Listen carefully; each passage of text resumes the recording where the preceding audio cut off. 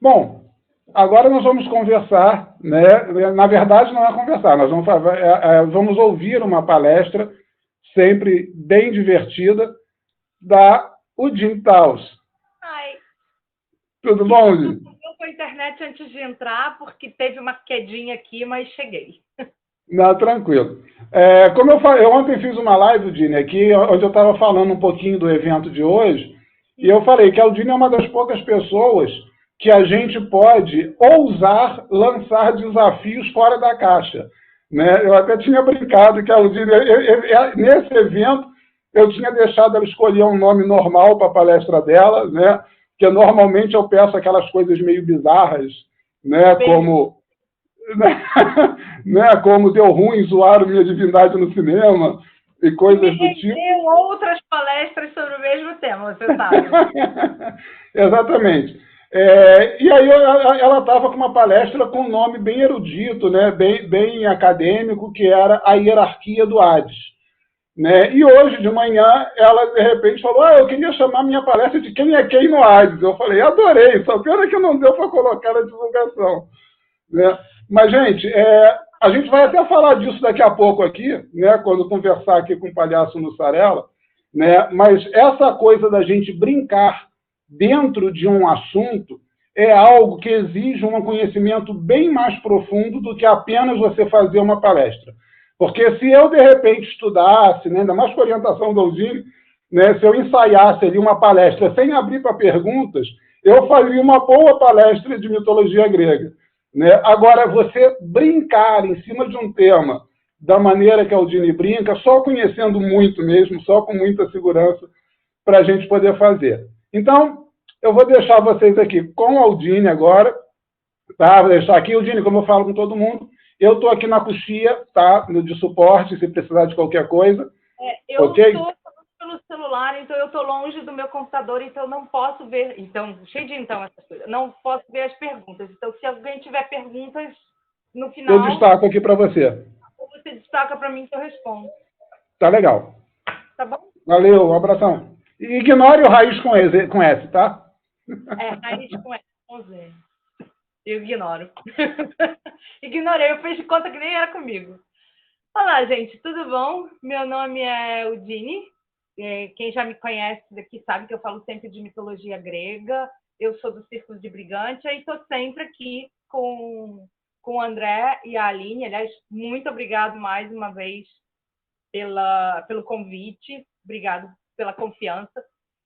E essa brincadeira é porque a gente não pode falar exatamente de uma hierarquia, mas pode, né? Porque o Hades é o submundo e ele tem um senhor, alguém que o comanda, que é o próprio Hades.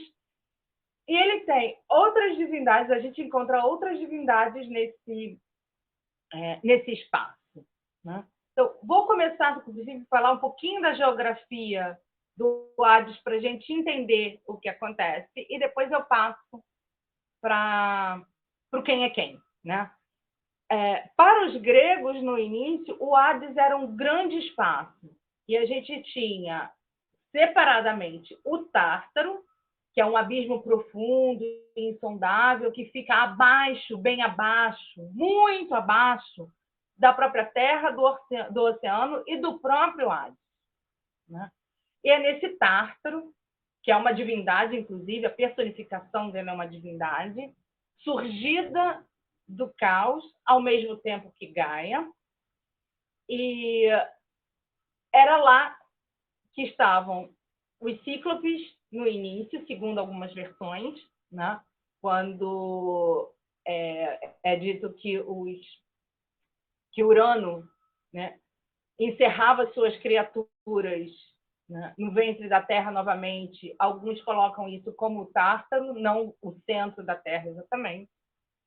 Né? E depois o próprio Cronos vai colocar, né, os Cíclopes, Hecatônquiros, outras criaturas, ele vai encerrar todo mundo nesse Tártaro. E Zeus, por fim, quando derrota os titãs na titanomaquia, ele coloca essas divindades no Tártaro.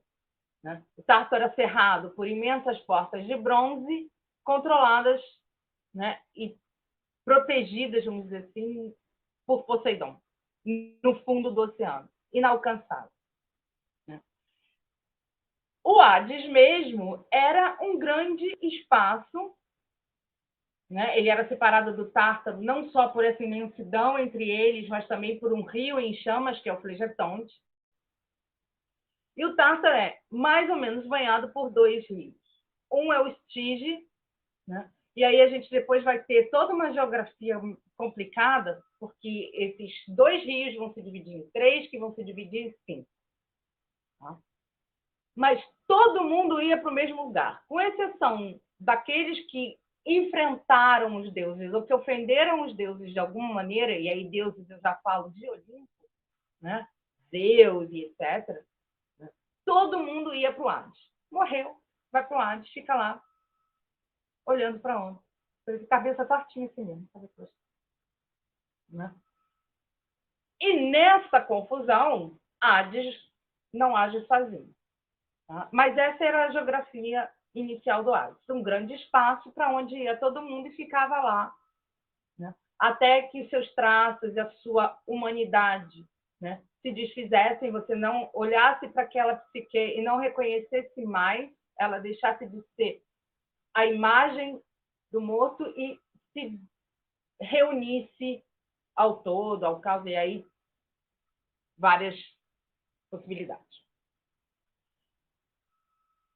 Na época clássica, e provavelmente pelo contato com outras religiões, e com o surgimento das religiões de mistérios, etc., esse Hades vai ser dividido em três partes.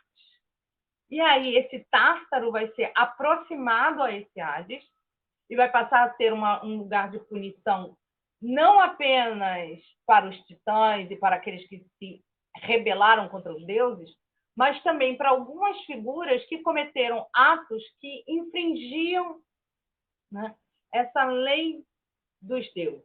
Uma híbris, uma afronta pessoal, né? E a gente vai encontrar algumas figurinhas badaladas, como Sísifo, que está rolando pedra até hoje, ali, porque não é que você vai impunemente, né, para o Hades, você vai ali pagar um castigo.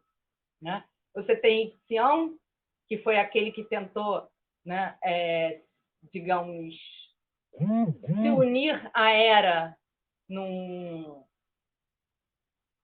surto qualquer, e que acabou se unindo a uma nuvem e deu origem a uma espécie dos centauros, né? A um ramo dos centauros. A gente tem as Danaides, que estão enchendo um tonel sem fundo até hoje, porque eram 50... Eu não sei por que tanta essa gente tem naquela época. 50 Danaides, 49 mataram os maridos na noite de núpcias e estão lá no Hades, né, no Tártaro, enchendo um tonel sem fundo, e por aí vai. Tá? A gente vai ter, então, o próprio Hades, que continua sendo um lugar para onde vai todo mundo, bom ou mal, porque para ir para o Tártaro, o seu crime tem que ser contra a ordem do mundo ou contra a divindade. Né? Então, as pessoas comunzinhas vão lá para o Hades e vai todo mundo mesmo. O cara que foi muito bom, o cara que foi mais ou menos. Né? E esse Hades passa a ser chamado também de Érebo, que no início eram só as trevas profundas, não as muito profundas que essas são no Tártaro. Né? Todo Érebo, que é também uma divindade surgida, gerada pelo caos, irmão de Nix, e que com Nix vai gerar a maior parte das criaturas que a gente vai encontrar lá no Hades. Né? A maior parte dos seres, das pessoinhas que a gente vai encontrar lá no Hades. Tá? Então, no Érebo ficaria o pessoal mais ou menos, né? Quem foi bom, quem foi ruim, mas quem não cometeu nenhum crime contra a ordem do mundo, contra as divindades, etc. Mais tarde, né, por conta de outras interferências, a gente tem o surgimento de um paraíso no meio disso tudo, que é a Ilha dos Bem-Aventurados, também chamada de Campos Elíseos. Por favor, pessoal que viu o Cavaleiro do Zodíaco, não é nada daqui. Nada. Nem o Hades, nem a Ilha dos Bem-Aventurados, nada. Tá? Mais próximo que a gente chega ali é o Côncito, que dizem que ele era congeladinho mesmo, e Dante considera ele um rio congelado, mas por outros motivos, né? Essa ilha dos bem-aventurados, na verdade, ela marca até a paz entre Zeus e Cronos, né? Na verdade, eu conheci o mito através da mitologia romana, então por Júpiter e Saturno. Quando Zeus faz as pazes com Papis, eu estou tentando entender até agora como, porque ele picou Papis em pedacinhos bem pequenininhos e enfiou lá no Tártaro. Mas, enfim, são divindades. Quem sou eu para me meter? Né? Não. E aí ele passa, né? Saturno passa a ser o grande rei da Ilha dos Bem-Aventurados. Porque Saturno era o senhor das colheitas, né? Eu já fiz uma palestra uma vez com as diferenças entre Cronos e Saturno. Seria um bom assunto para tratar novamente em algum outro momento, né?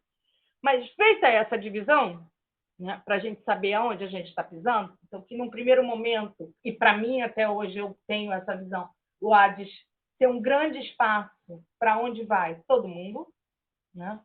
E só depois ter um espaço de passagem quando você entra nas religiões de mistérios e começam as crenças no ciclo de vida, morte e renascimento, que o grego antes não tinha e que ele passa a ter.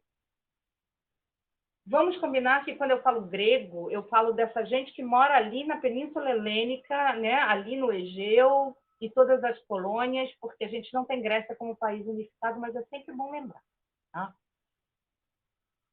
Esse espaço todo, seja ele dividido em 3 partes, seja ele um espaço único, como vocês quiserem, é comandado por um grande senhor, que é Hades, que não é um vilão, que não é o cara que está querendo derrubar Zeus do poder, que não é um revoltado, que não... Não. Né? Ele é o senhor do submundo porque, assim, desde o seu surgimento, os seus atributos são ligados a essas energias. Né?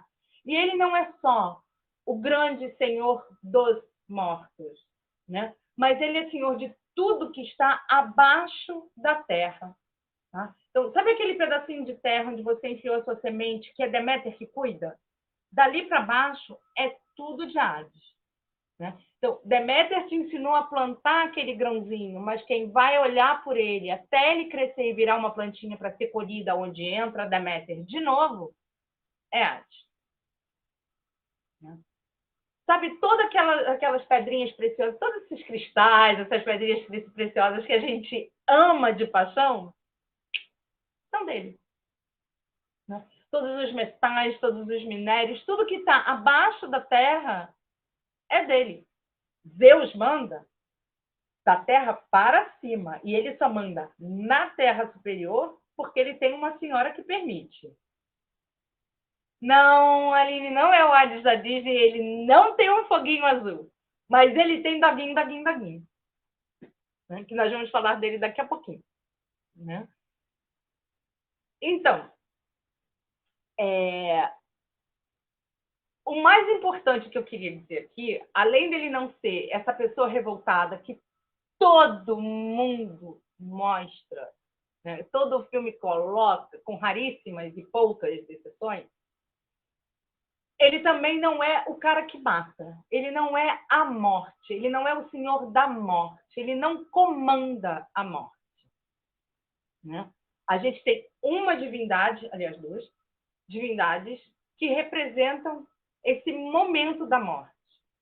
Porque nem ela exatamente a gente pode dizer que mata. Tá? Vou explicar. Então, aqui a gente começa a falar desse quem é quem no Hades. Né? Falei de Hades, o senhor dos mortos, aquele que controla o submundo. Né?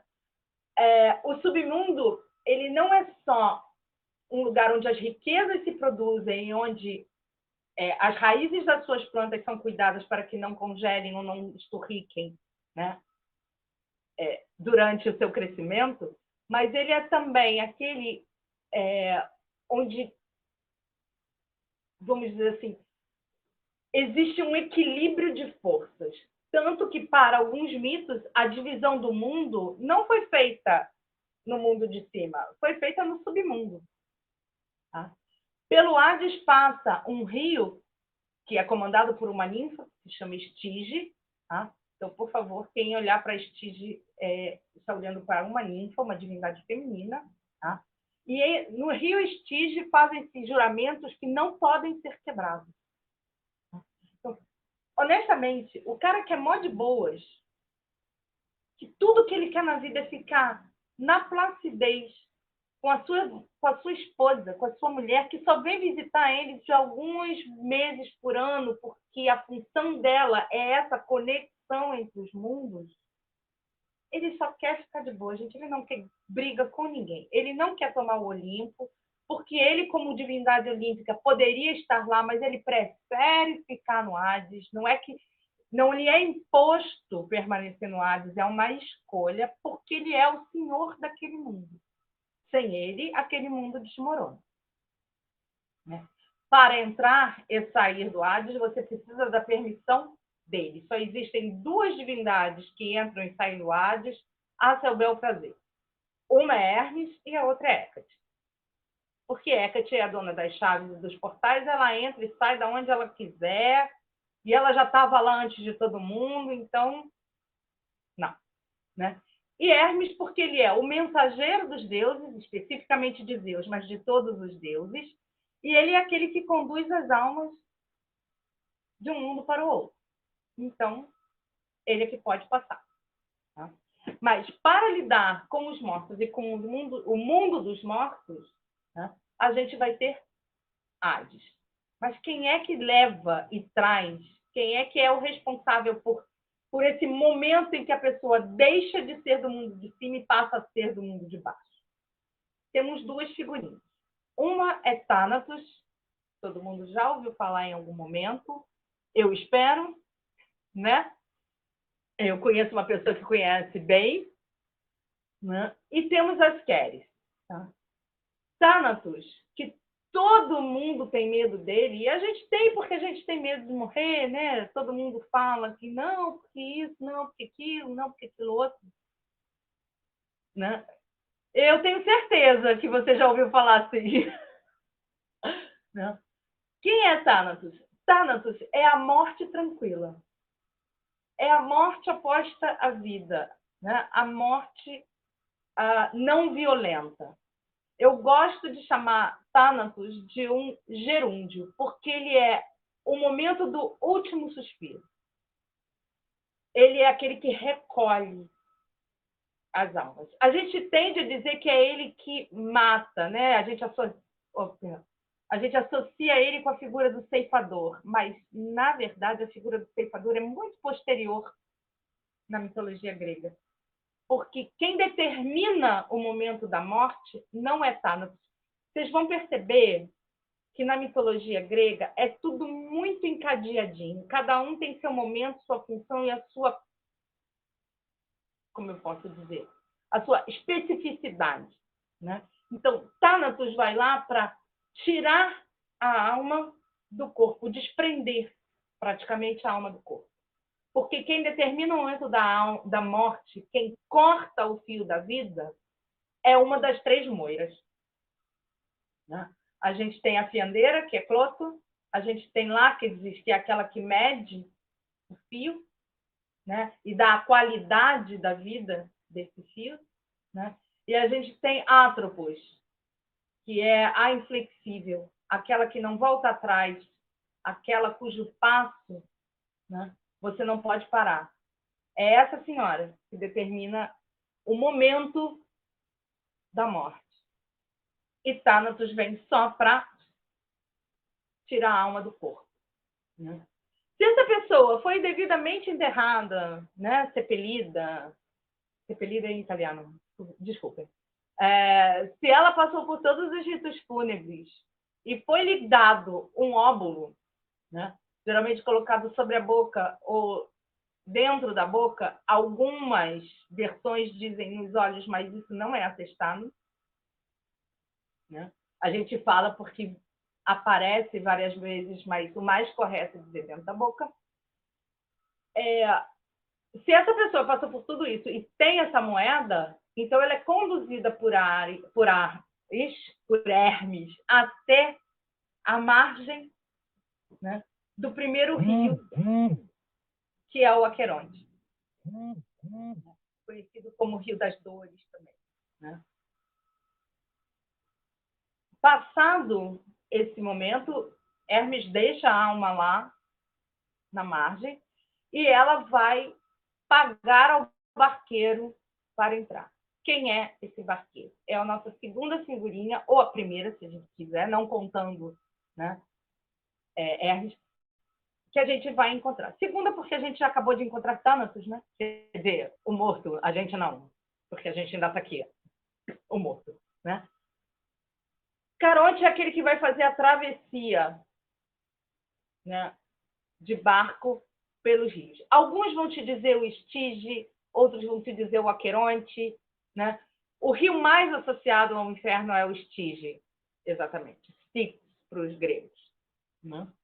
E você atravessa esse rio. Todos os rios na Grécia têm uma divindade fluvial que o comanda. Então, a gente pode considerar, né, essa divindade fluvial que comanda o Aqueronte como uma divindade, né, do submundo também, né? É nesse rio que são choradas as dores das almas. Ele não é o rio do esquecimento, o rio do esquecimento é o Lete. Você vai para ele, ele já surge numa fase em que você tem essa ideia da volta, da reencarnação, em que as pessoas bebem a água do Lete para esquecer a vida passada e poder reencarnar de novo. E aí a confusão aumenta, porque aqui entram os órficos também com outras teorias. Mas voltando, para entrar no barco de Caronte é preciso pagar. Você tem que pagar lá a moedinha, senão você não entra. E o que acontece quando você não pode entrar? Quem não teve seus ritos feitos pela família, quem não tem a moedinha para pagar, a moedinha chama-se óbulo ou décana, se não me engano, né? Tem um valor correspondente a 1 ou 2 dracmas, mas eu nunca lembro direito. Desculpa. E aí ela fica vagando. Se ela não tiver moedinha para pagar, ela fica vagando ali pela margem até que uma alma caridosa, uma divindade caridosa, leia-se Hecate, vai passar e recolher. Mas isso já é uma visão bem mais moderna. Ela ficava, era por ali, e essas almas tinham que ser agradadas, eles que faziam rituais para que elas não resolvessem subir e amolar os outros. E para isso a gente tem uma outra figurinha bacana que também vai nos ajudar. Tá? Atravessado esse rio, ela entra nos salões de Hades. Para alguns, ela bastaria atravessar, passar, ela vai dar de cara com Cérbero, e Cérbero nada fará, né? Doguinho, doguinho, doguinho é super gente boa, vai deixar essa alma passar, e uma vez que ela entra, ela não pode mais sair. Né? A função desse doguinho é exatamente impedir que essas almas saiam. Todas essas divindades, em prática, são filhas do Érebo e de Nix. Tá? Caronte, né? O próprio Thanatos, que às vezes é colocado como irmão de Nix, né? Em alguns mitos, mas em outras ele é colocado como filho de Nix e irmão gêmeo do sono. Né? O Cérbero não, o Cérbero é filho de Tifão e Ecdna, né? Irmão de Ortro, que é um cão de 2 cabeças que pertence a um gigante chamado Gerião, e da Quimera, que é um monstro, mas ele não é um monstro infernal, gente. Nada a ver. Então, falamos de Caronte, mas já saímos do barquinho de Caronte e vamos entrar no Salão do Hades. Né?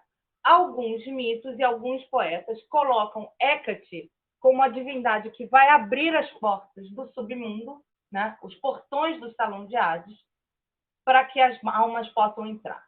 Tá? E é aqui que eu vou deixar de falar de Hecate, porque Hecate não é uma divindade ligada só ao submundo. Né? Ela é senhora do submundo também, mas ela tem outras atribuições, ela tem outros mundos para caminhar, então a gente não prende a moça no submundo abrindo e fechando porta, porque não, né? Tá? Mas como ela é aquela que detém todas as chaves, ela é aquela que pode abrir os portões. Os outros mitos dizem que uma vez, né, uma vez por mês, uma vez por ano, normalmente uma vez por mês, Hecate passa e recolhe as almas perdidas e ela mesma conduz essas almas para dentro do Hades. Tá?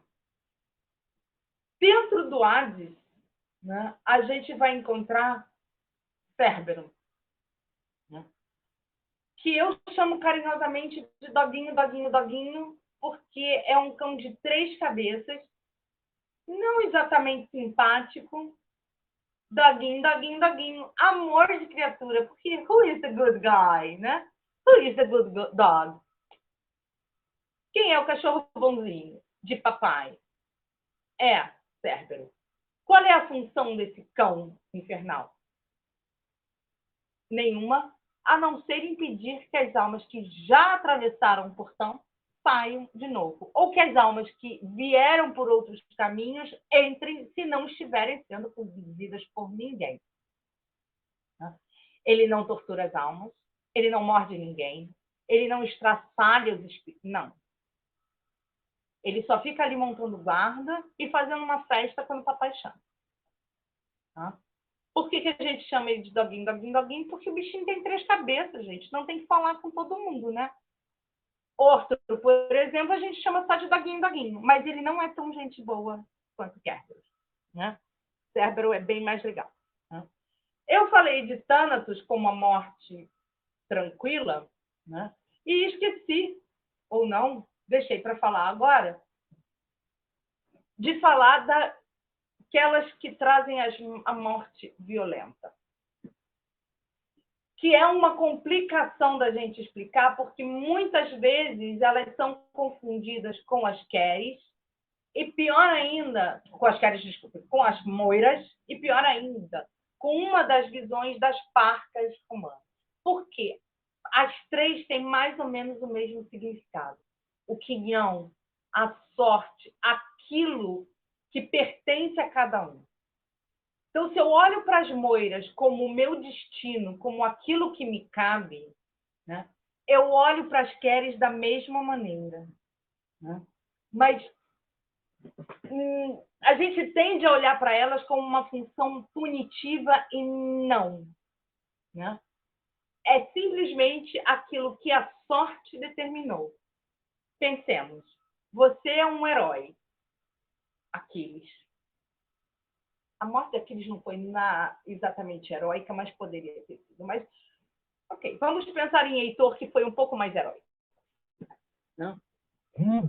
No combate entre Heitor e Aquiles, né, os dois eram muito equivalentes. Não vamos esquecer que Aquiles era um imortal, né, um semideus, que foi imortalizado pela sua mãe nas águas do Flegetonte, que é o rio de chamas, né, e nas águas do Estige, que deixam impenetrável. Né? Ele era impenetrável porque ele foi mergulhado das águas do Estige. Ele foi, então, protegido, e se ele não podia ser morto por ferida nenhuma, a não ser no calcanhar, que era onde ela estava segurando. E como sempre, na hora H, sempre chega alguém, não deu tempo dela virar o menino e botar ele de pé, pelos pés no rio, então ele ficou com o calcanhar sem ser protegido, e foi exatamente ali que a flecha de Paris, que uma vez na vida acertou alguma coisa, dizem que foi Apolo, né? Mas que a flecha de Paris acertou e ele morreu. Não vamos dizer que não é exatamente muito herói. Herói que é a morte de Heitor, que era um homem comum, não era um semideus, mas era o melhor guerreiro troiano, e ele vai enfrentar justamente esse Aquiles poderoso. E ele tem uma morte heróica, brava, né? Um ato de bravura, porque ele defende a sua honra por ter assassinado, sem saber, né, o sobrinho, primo de Aquiles, Patroclo. Né?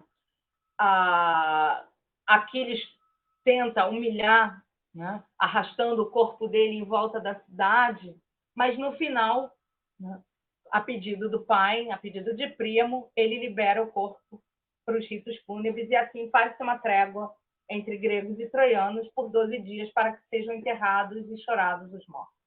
Né? E é por isso que Heitor pode descer ao Hades, porque ele é reverenciado na sua morte, né? A sua alma vai para o Hades, seu corpo é cremado como cabiam aos heróis, ainda mais em tempos de guerra, que eram muitos, né? Mas é por isso que ele pode descer ao Hades, né? Porque todos os rituais foram cumpridos e provavelmente a moedinha colocada na sua boca. E aí a gente tem a ideia de que esses heróis, que são tão valorosos, né? Mesmo Aquiles, que não teve uma morte lá, como a gente imagina para um herói, mas que provou a sua glória, né? Nos campos de batalha, todos esses heróis iam ficar no Tártaro, ou no Hades, e se perder, né? Perder a sua identidade, os seus traços, se transformar numa sombra pálida daquilo que eram, num eidolon, e não mais na sua psique animada. Então, esses heróis acabam, né, dentro dos mitos, sendo levados para ilhas dos bem-aventurados. Inclusive aquele chato do Teseu, que acha, né, que abandonou a Ariadne, que só fez um favor porque ela foi encontrada por quem? Por Dionísio, né? Melhor, eu acho. Né? E por último, já que falei das Queres, que são essa morte violenta, as Queres de Heitor e Aquiles foram pesadas, a de Heitor pesou mais naquele momento, depois a Quere de Aquiles vai decidir que aquele é o momento da sua morte violenta. Né? A gente tem que falar das Eríneas, porque a gente sempre pensa que o pessoal vai ser castigado no Hades para certos crimes que ofendiam, né, a família, crimes de sangue, traições, crimes contra a hospedagem, porque você ofender o seu hóspede, você cometer um crime contra o hóspede contra o anfitrião, ofendia os deuses, era uma ofensa aos deuses. Né? Esses crimes são vingados por 3 simpáticas senhoras chamadas Eríneas, conhecidas como as fúrias romanas, né? As Eríneas, que alguns autores colocam como filhas de Hades e Perséfone, mas para a maioria, Hades e Perséfone não têm filhos porque eles são muito coladinhos um com o outro, muito ligadinhos um com o outro, então, né, deixa o casalzinho feliz de buenas. Né? As Eríneas surgem do sangue de Urano, né, derramado sobre a Terra no momento da castração de Urano, né, quando Cronos, tomando a foice, né, amputa as partes pudendas de Pátis. Né? Esse sangue derramado na Terra dá origem a uma série de criaturas, cíclopes, hecatônquiros, algumas ninfas, como as Melíades, que são as ninfas dos freixos, né? E também as Eríneas. Elas são em número de 3, vocês vão ver que os gregos adoram essa história de 3. Né? Em número de 3, Aleto, ou Alecto, Tisífone e Megera. Né? Cada uma tinha uma função, a pior delas dizem que é Tisífone, porque ela persegue até a loucura, né, aqueles que perpetram crimes de sangue, fratricídios, patricídios, parricídios em português, né? Parricídios e homicídios em geral. Né? Pior ainda se for dentro, né, parricídios e fratricídios, porque entre, né, no núcleo familiar é muito pior ainda. É um crime que mancha o genus inteiro. Né?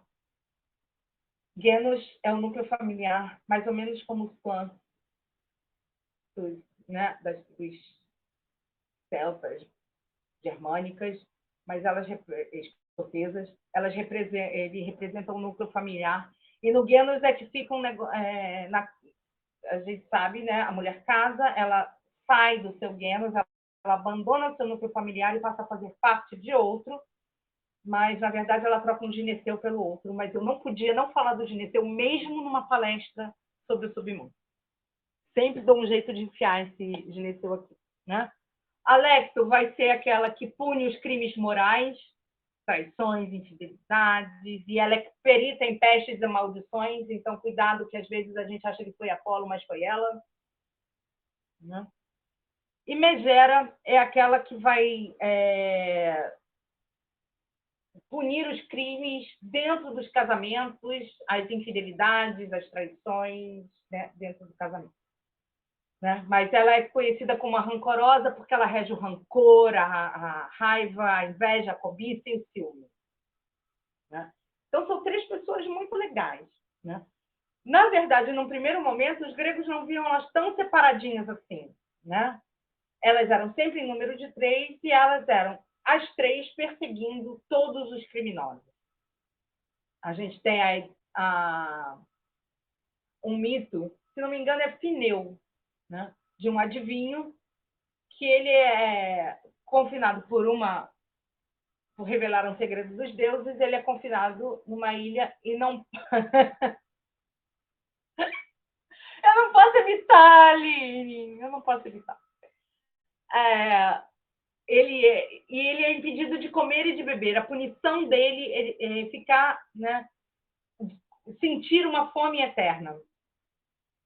E toda vez que ele tenta se aproximar de comida, ele está ele está no Tártaro, né? Enfim, mas perto de um lugar com muita comida, e toda vez que ele tenta se alimentar, as árpias vêm, e o que elas não podem levar embora, elas sujam ou com sangue ou com excrementos, e ele não consegue se alimentar. É diferente do suplício de Tântalo, que está enfiado num lago e não pode se alimentar porque ele não tem acesso, a comida foge dele. Tá? São punições diferentes. Né? A gente tem, quem leu a Divina Comédia, né? Eu já li, aliás, é meu livro de cabeceira, normalmente ele está aqui na minha estante, mas ele está sempre por perto de mim, que eu estou sempre relendo.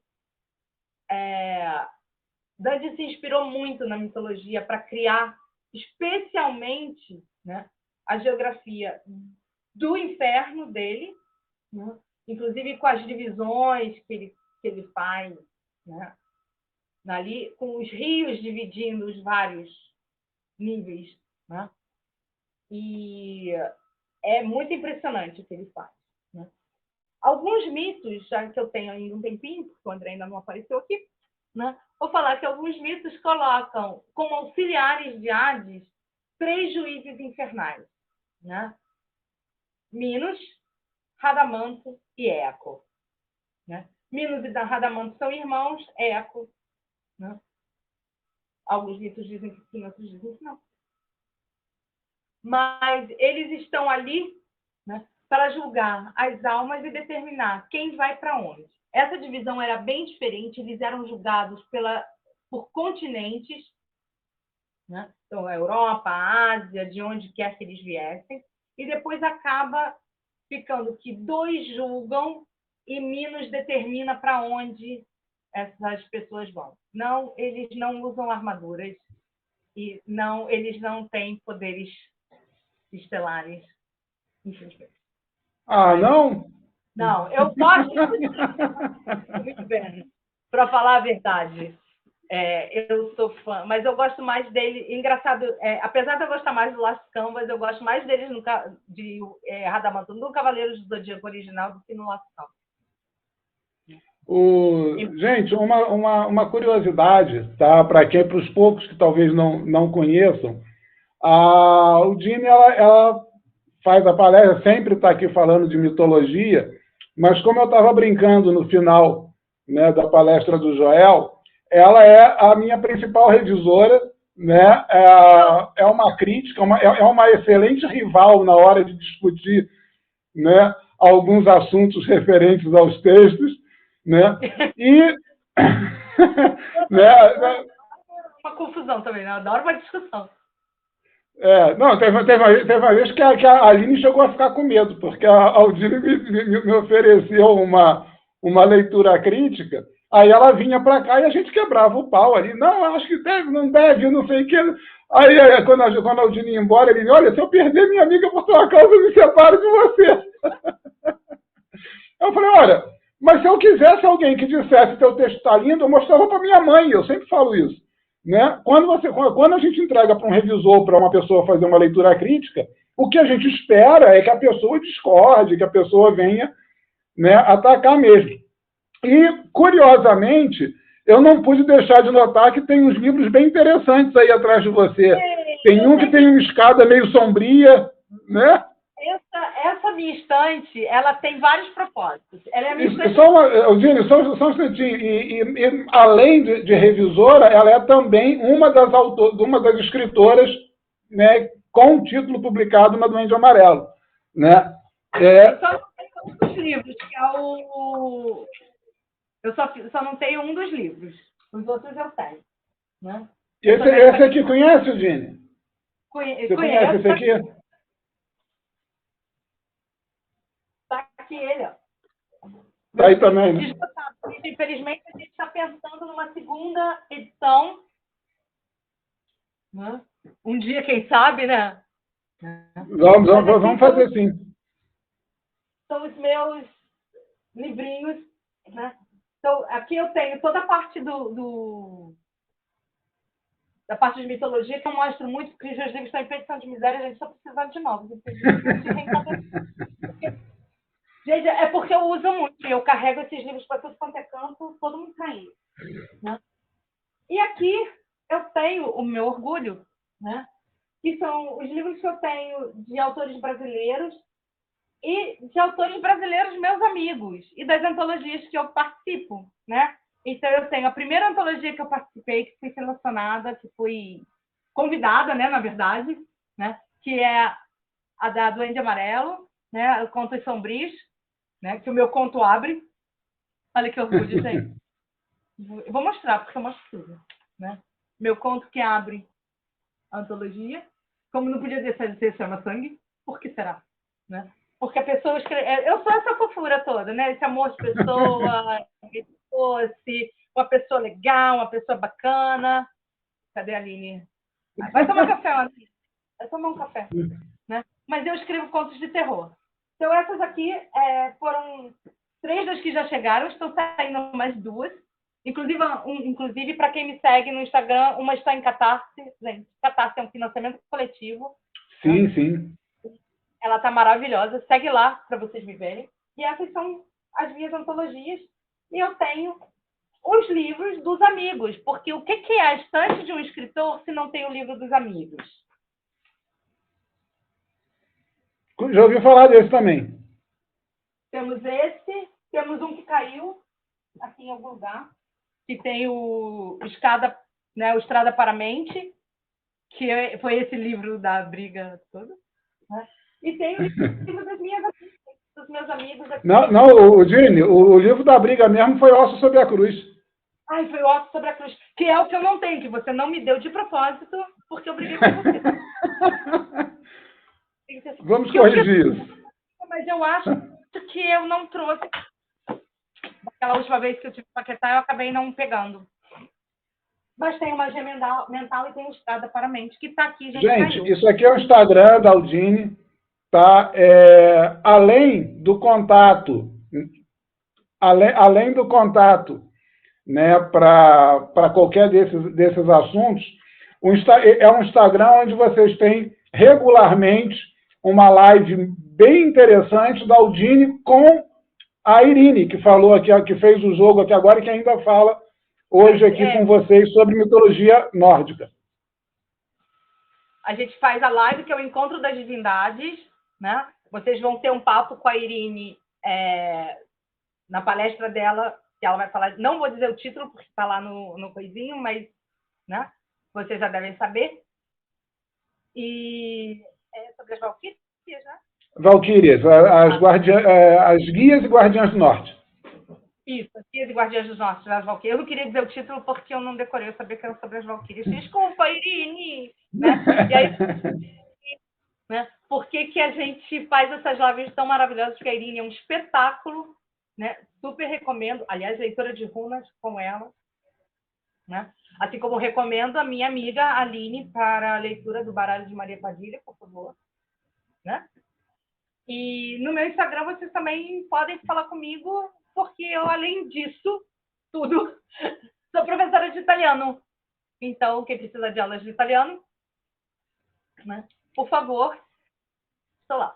O Dini, eu detesto você sabe que eu detesto te decepcionar, mas que você é professora de italiano já dava para suspeitar, porque você soltou algumas palavras em italiano e algumas com uma sonoridade tipicamente italiana. Então, gente, é para vocês verem como o meu italiano é bonito e quererem estudar comigo. Escapa, né? O sepelito foi inevitável. Eu queria outra palavra que for legalzinha para enterro, e só tem o sepelito na minha cabeça. Ô, Dini, brigadão, tá? É sempre um grande prazer, sempre muito divertido. Obrigada pelo convite. É uma honra para mim estar aqui. Obrigada, Aline, também, pela força. Adorei. Espero que vocês tenham gostado, né, dessa pequena... Eu não falei de outros seres, gente, porque aí ia ficar uma live de 3 horas. Ia ficar bem longo, Mas, se tiver alguma dúvida, é só me procurar. Muito obrigada. Obrigadão, Dini. Um abração. Abraço, gente. Beijo para todos.